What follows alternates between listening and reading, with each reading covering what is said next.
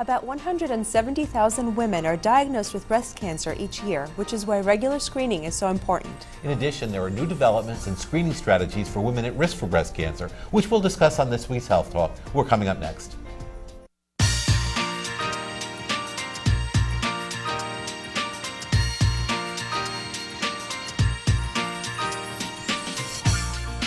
Welcome to Health Talk. I'm Dr. Vicki Smitak. And I'm Dr. Eric Mazer. Today we're going to talk about breast cancer, actually screening for breast cancer. Our first guest is Dr. Heather Frimmer. She's the Director of Women's Imaging at Norwalk Radiology and Mammography Center. I think you're actually the Director of Norwalk Radiology and Mammography Center, the whole thing. You've moved up since we prepared the teleprompter. And we have Laura Giannato. She is a breast health specialist, APRN, advanced practice nurse, at the Breast Center in Norwalk. So welcome both. I know you've been on the show before. Right, welcome. Nice to have you back again. So breast cancer, we saw the statistic, it's a very large number, but breast cancer is also something that nowadays is very either preventable, treatable, certainly curable in many cases, but screening is such an important part of being able to accomplish the treatment and the cure. So tell us a little bit about the screening for breast cancer in general, and then we can get into some more detailed aspects of the screening. Right, absolutely. Breast cancer is very common, and 1 in 8 women will develop breast cancer in their lifetime, which is really amazing. So the most important thing to do is find breast cancer as early as possible, and the way to do that is with mammography. That's our foremost tool, and that's a tool that's really been proven over the years to decrease the death rate from breast cancer. So I think I just want to stop you there because it has been proven to decrease the death rate. So we're seeing fewer women who get screened die of breast cancer than women who don't get screened. So I think we need to put that out there for all women to know. That's really, it works. That's our number one tool, to find breast cancer when it's very early, as small as possible, and very treatable. So for the average risk woman, that's a woman who doesn't really have any family history, doesn't have any factors in her personal or family history which would increase her risk, we recommend that she start mammography at age 40 and then have a mammogram every year after that. And that's the recommendations from the American College of Radiology, and from the American Cancer Society, and from Susan Komen, and multiple other organizations. And we know there's some controversy between ages 40 and 50, and there's some talk about every other year versus every year. But this is sort of the tried and true. Is that right, Laura? That's correct. So once women turn 40, they should get a mammogram every year. And if they have a family history, sometimes they should start even earlier than that, about 10 years before the youngest person was diagnosed in the family. Yeah, that's a good rule of thumb, and I know we use that for colon cancer as well. Colonoscopy, 10 years before the youngest age at which your family member was diagnosed. How close, Laura, how close does the family member need to be for you to worry about it? Is it, if you have a great aunt with breast cancer, is that important, or? Your risk is really more increased if it's a first or second degree family member, such as a mother, sister, grandmother. That definitely would put you at a higher risk than a more distant relative. And also if there's a family member who had breast cancer before menopause, so early diagnosis. Young ages tend to be more genetic, more inherited than older. So that increases a woman's risk. So when you hear on a patient history that there's a first degree family member with a history of breast cancer, that puts that particular woman in a different risk category. Are there other risk factors that you screen for by history or other means? In terms of figuring out if a woman may have a genetic syndrome or a breast cancer gene, the BRCA gene as it's often called, we want to know a family history of breast cancer. We want to know family history of ovarian cancer. And we also want to know if there is any history of breast cancer in men in the family, which is very rare, but if there is a history in the family, it's very important. Yeah, I think that's another thing that's worth underlining, that male breast cancer and the association we know between that and the BRCA gene positivity is very important. And then we also want to know if a woman is Jewish, and specifically if they're Ashkenazi Jewish, which does also increase their risk for having a BRCA mutation. So even without, an Ashkenazi Jewish woman, even not having had a first degree family member with breast cancer, still would fall into a higher risk category, or not necessarily? If there's no other family history of breast or ovarian cancer, we wouldn't really worry about that woman. It's really Ashkenazi Jewish with a combination of a family of history of breast or ovarian cancer that raises a red flag. Now, I know that at the Smilo Breast Health Center, you've recently implemented a new program where every woman who comes in is offered, I should say, the opportunity to be screened for a higher risk of breast cancer or whether she has one of these genetic mutations. I think this is a real step forward, and maybe you could tell us a little bit about this. Right. No, this is really a great new program that we've just started at Norwalk Radiology and in combination with the Smilo Breast Center. And what we're doing is we're accumulating all of the family history and personal history information from every woman who comes in for a mammogram. It's a very detailed questionnaire. And then any woman who may benefit from genetic counseling, may be appropriate for genetic testing for a BRCA gene, will be informed about that through a letter within a few weeks after she has her mammogram, so that she knows that she may have the gene, or she may be appropriate to get testing for the BRCA gene. And then also at the same time as the woman is there, same time when she's there for her mammogram, we're going to figure out her lifetime risk of breast cancer. So if the average lifetime risk is 12%, we want to know who has a lifetime risk 20% or greater. And any woman who has that increased risk of breast cancer based on her history will be informed, and then we'll talk to her about what other options there are for screening or treatment. No, that's a great program. That's a great service, and it's being put out by the Norwalk Radiology Center. And this is for you're free. The saying. patient gets the Yes. screening done. Yeah. Laura? Same day they come in for their mammogram. So, they'll be asked questions by the mammo tech as they're getting ready to have their imaging done. And then myself, as a navigator, I'm notified of these women who have a 20% lifetime risk or greater, or who may benefit from genetic counseling. And I can reach out to the patients and be a resource for them to answer any questions that they have, educate them about their risk factors and how they can help reduce their risk, and whether or not they would benefit from additional imaging, such as an MRI. So they're actually, once they know this, it's not just to raise their level of anxiety. There are actually things that Right. people can Right. do about this. Right. Exactly, and that's what we really want to help do, is tailor to every patient's individual needs based upon their individual risk factors. And we have a video of the Smilo Breast Health Center, and I'd like to bring it up just to show people what these feel like, Yeah. what these places look like. This is actually the center at the hospital. You spent some time there, Laura?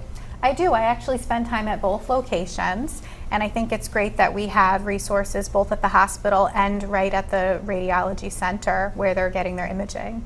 Now, when patients come in for this questionnaire, do they get those results before they leave? Is this computer generated, or do you actually confirm that by going through some additional detail and then contact the patient by phone? So they do get a heads up if they fall into this category, and they're notified that they can be expecting to hear from a nurse or get a letter in the mail to talk about further options for them. And then the next step for that patient would be that they would be referred to a genetic counselor also within the program, or how does that, what are the next Well, it's steps? two separate after? screens, I think, right? Right. It's- So some may be considered high risk if they have a 20% lifetime risk or greater, and then another population may meet criteria for genetic counseling, and they don't always overlap. This is actually you Okay. counseling somebody, isn't it? Exactly. Okay. Yeah.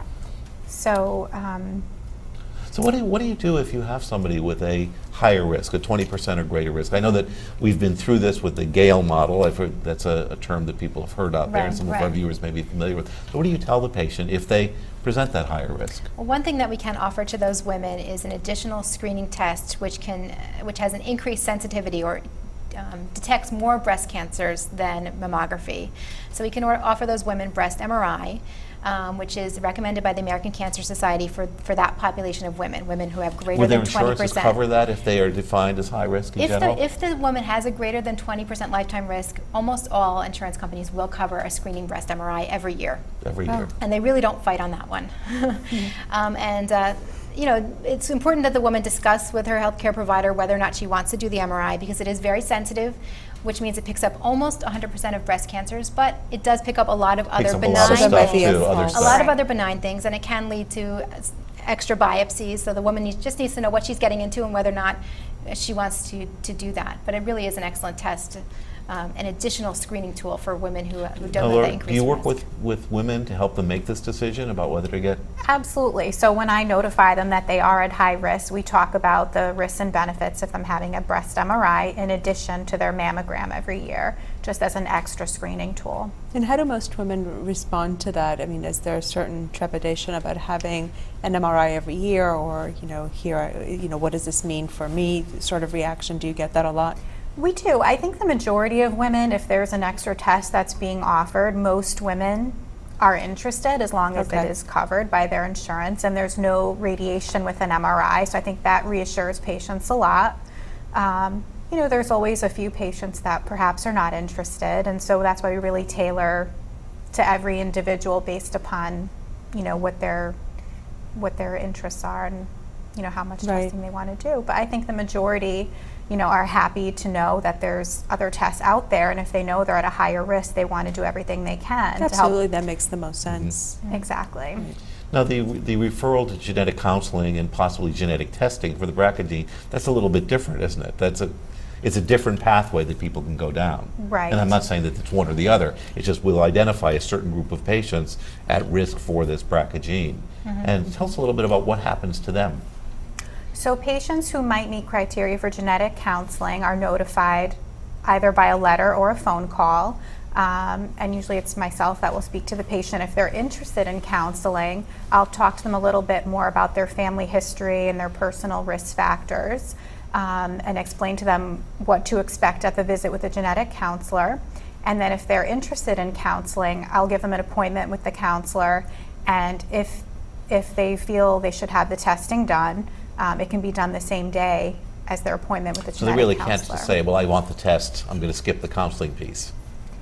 Or can they? Well, it really kind of goes hand in hand. We encourage them to have counseling first because I think it's important that patients know what to do with that information, whether the results come back positive or negative. I couldn't agree with you Yeah. more. I We think think that it's really important for the patient to know what they're getting into and what the results would mean for them and for their family and what the implications because would early be. on, and I've told this story I think on the air before, I had a patient who was very well informed about the this was early on in the history of the BRCA1 testing, the BRCA testing, and she didn't feel she needed counseling, and we actually, at her request, sent out the test, and she came back positive and was devastated. It was really thrown off her feet, and I think had she had the counseling, she would have been in a better position to accept the results of the test. Exactly. I think she would have resuled in the same thing, but it was just such a, well, I understand that, You're I more want to get it. prepared if you've had the And counseling she was not portion. prepared, and she was I don't want to reveal who she was by virtue of saying too much,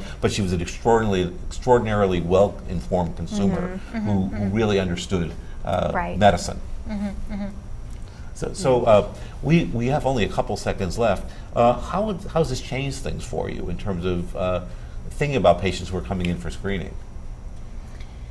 Well, I think it's just added an extra service and helped us to really tailor, like Laura said, tailor the screening regimen to each patient. So not everyone needs the same thing. Every woman could benefit from different tests. And there are things that we can do if someone's BRCA1 positive or has that high risk, which we are Exactly. going to address with Dr. Zara in the next segment, because it's not, there's an additional more intensive screening. There are actually therapeutic things that can be done. So we need to take a short break, but we'll be right back with Dr. Zara. He's an oncologist, and he'll tell us what he does with patients with both of these. Thank you very much. Thank you.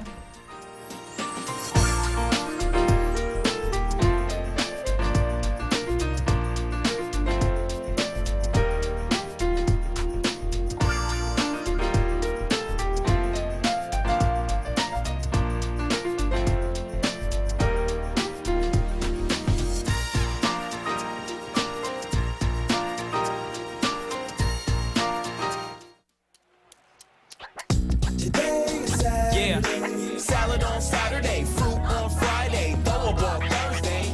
Water Wednesday, touch your toes Tuesday. Let's move Monday, swap us next Sunday. 60 minutes of physical activity a day and eating well can help get your child healthy. So keep them active and eating well every day. Get ideas, get involved, get going at letsmove.gov. That's letsmove.gov. Oh, those boys are much too much. Those boys are much too much. We got the spirit. We're hot. We can't be stopped. We got the spirit. We're hot. We can't be stopped. We're going to beat them and bust them. Beat them. The smallest moments can have the biggest impact on a child's life. Let's get a little bit rowdy. R-O-W-D-Y. Take time to be a One dad more time. today. Oh, those boys are much too much. Those boys. Bring out the action hero in you. Fuel up right and get energized.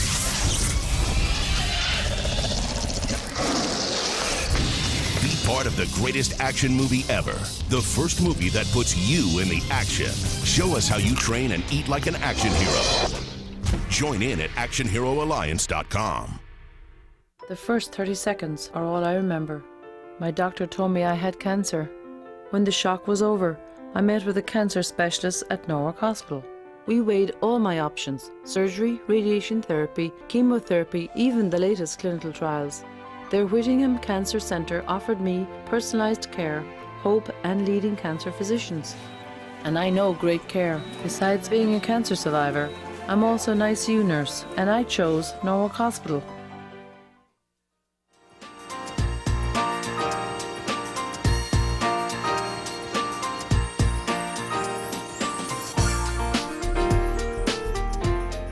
Our guest for this segment is Dr. George Zara. He is director of the Cancer and Genetic Program at Norwalk Hospital. Talk a little bit about what we do when we find high-risk women. George, welcome to the show. Thank you.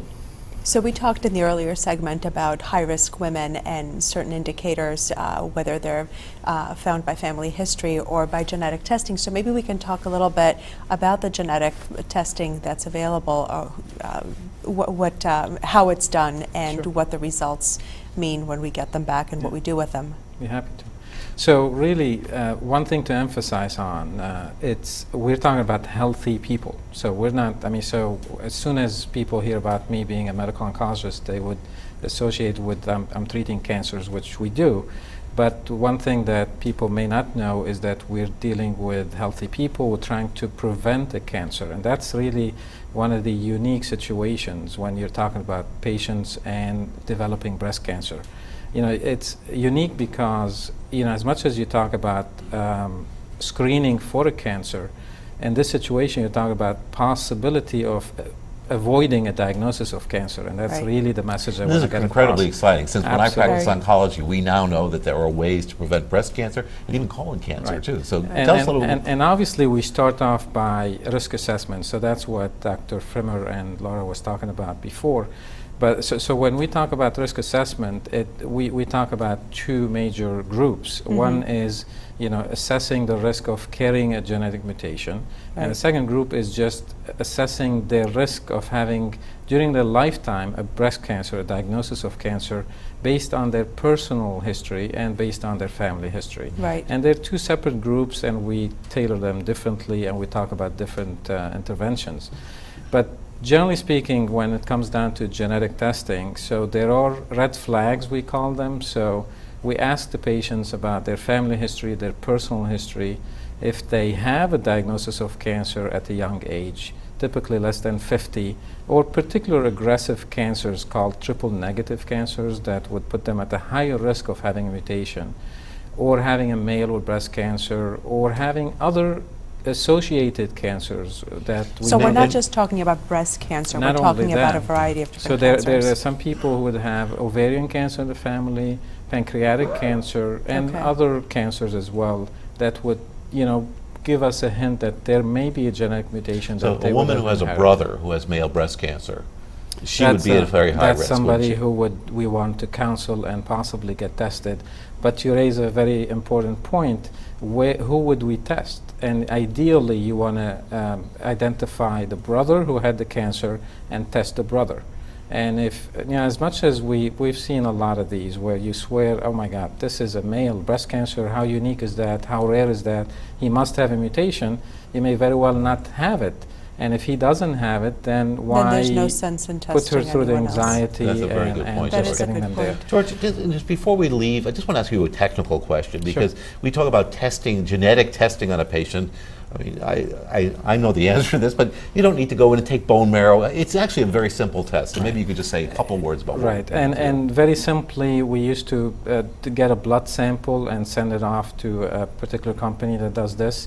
And right now it's even easier than this. So with a swab of the cheek or having them spit in a tube, we just sent off that and it's So done. every cell has And this as- genetic information. So you Absolutely. don't need to draw cells from the breast or from the blood or from the bone marrow. But with the Correct. convenience of, or the ease with which this is done, there are also some pitfalls, right? And I think we were talking Absolutely. about this a little bit before the show. That the fact that it's so easy to perform could be performed by a variety of different clinicians, right? But it's important to have the patient who's going to be set up for this type of genetic testing to have the appropriate counseling Right. that goes along with how Yeah, one the can handle last that thing, information. Absolutely. So your point is what we try to get across all the time is, it's a very serious test. These are very serious results, and Right. whether it's a negative or a positive, it can have major implications on not only on a patient's anxiety and how they're gonna move forward. It may give you some information that you may take it as a false information and a false sense of security that now you're not going to have a cancer because you don't have a mutation. So the most Right. important thing that we try to get across is if you want to do a test, you want to know what to do with the results. And George, we Exactly. have only a few minutes left, and I want to make sure we talk about some of the things that we can do. So since we're talking about the mutation, if you have a patient who has one of the BRCA mutations, what kind of alternatives are there for that patient? So the interventions that we typically speak about is, first of all, surveillance. And the surveillance could be more intense for those patients. And as Dr. Frimmer mentioned, you have more than just a mammogram and ultrasound, possibly adding an MRI. It's actually, MRI would be standard to be done on a yearly basis. And all this is meant to screen for breast cancers and try to detect them at an early stage. Right. But more importantly, you want to address other cancers as well. And more serious cancers like ovarian cancer, we talk about prophylactic surgery, meaning you take out ovaries and fallopian tubes before somebody develops a cancer, because these are cancers that are difficult to screen for, and they're not as easy as breast cancer with mammograms and MRIs. In addition, one aspect is counseling the family. So at what age do you want to counsel your kids? When do you want to share that information with them? What do you want to do with that information? Are they ready for this? So these are things that you want to plan ahead of time rather than you have a result Do and some now women it's choose to have prophylactic mastectomies? I know that was has shown to be beneficial. I just don't know whether it's continued. Absolutely, and it's taken more press lately with a lot of public famous figures people who've done having the this. same, Yeah. and that may be absolutely the right way to go for some patients, and for them that's peace of mind is worth just more than anything else. So definitely prophylactic surgery, including removing the breasts, would be something that need to be discussed. And that's why counseling and all of this is so critical, because these are enormous decisions, and often the patient will make them with their family members, not alone. I mean, And they have to be prepared to make these decisions really before they send the test off, because the test will Absolutely. And precipitate the one need for thing that. we didn't discuss is prevention. Well, that's what I wanted to get speak next. about possibly. So these are the chemo high-risk patients Right. that come back, have a greater than 20% risk of breast cancer, and there's stuff we can do. So in addition to the annual MRIs, what sort of preventative measures are there? So there's been several big trials looking at preventing breast cancer from happening, and the first one was included using tamoxifen. And tamoxifen is a great drug. We use it currently to prevent breast cancer recurrence in somebody who has a diagnosis of breast cancer, but it was shown to reduce the risk by 50% of having a breast cancer. So if somebody has generally speaking, I just go by rule of numbers, if your risk is double the normal population and you take a pill like tamoxifen for 5 years, your risk would go down to the risk of the normal population. And from our perspective, it's an easy call. And as much as it's an easy call to prevent the cancer from happening, it's still very much underutilized. And part of it is probably the concern of women who are perfectly healthy of even Taking a medication, right? Taking medication, Right. possibly some side effects, or even coming to speak with an oncologist in a cancer center, Yeah. although they don't have a diagnosis of cancer. So that that makes it harder, but that's the message we But I need think It's to such a get across. we have only a complicated few seconds left, George, but I think just want to emphasize, here's a pill someone can take that we know reduces by half the risk of breast Right. cancer. And that's just one pill, but now we have more options. Right. And in postmenopausal women, Evista is an option, and there's new generation drugs that are safer that we could use. I think it's a remarkable story to see Yeah. this develop during my career, that we could really identify the high-risk patients, Yeah. give them medicine, and really reduce their risk. It's just fabulous. And that's unfortunately all we have time for with George. When we come back, we'll answer this week's health question. George, thank you very much. Right now.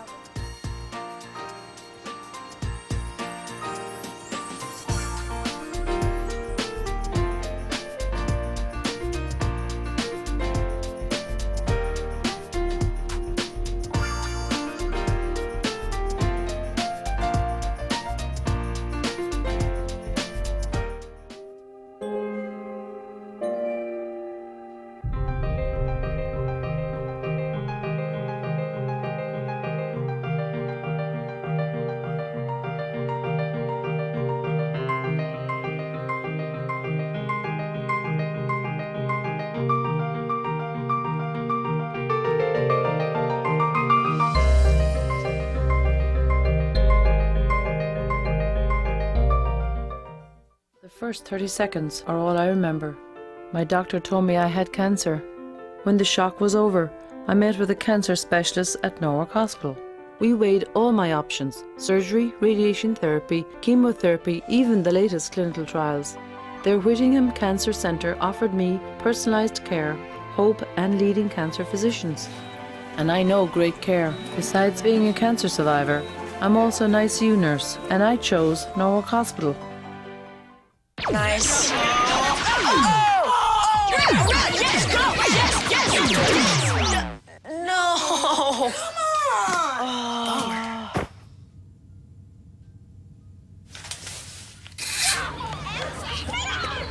Oops. Yeah, sure. Let's go. Moms everywhere are finding ways to keep kids active and healthy. Works every time. Get ideas, get involved, get going at letsmove.gov. Mom, can I have $1? Yeah, it's right. I think my purse is upstairs on the bed. It's not here. Check the dining room. No. What about your sister's room? It's not there either. The upstairs closet? The downstairs closet? There are no more closets. Moms everywhere are finding ways to keep kids active and healthy. Get ideas, get involved, get going at letsmove.gov.